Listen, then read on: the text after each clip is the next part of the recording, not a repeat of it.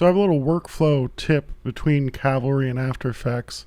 If you need to animate in After Effects for whatever reason, but you still want to use Cavalry as part of the process as a design tool and to use the duplicators to create something really quickly, something that would be kind of a pain in the ass to create in After Effects, well, we can still use Cavalry as part of the process. So let's make an ellipse shape, and we'll turn the stroke on, and then we'll go to the fill and turn that off, and then we'll turn the trim on and trim it off just a little bit.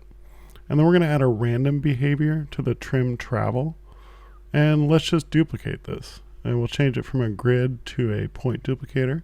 And we won't see any copies because they're essentially all laid on top of each other.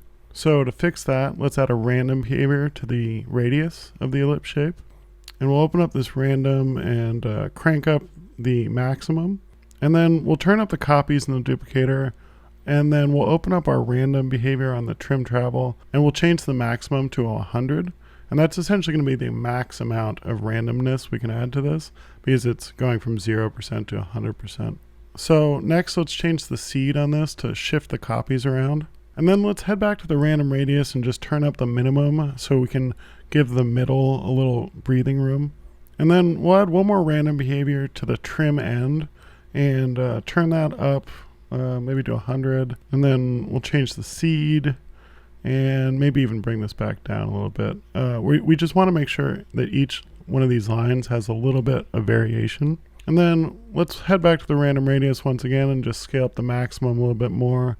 And we'll add a random behavior to the stroke width just for good measure, just to get a little bit of extra variation here. So let's head up to the file menu and save this out as an SVG.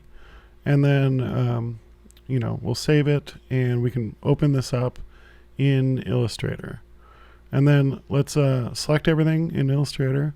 And then if you have Overlord, we can just click this little push to AE button.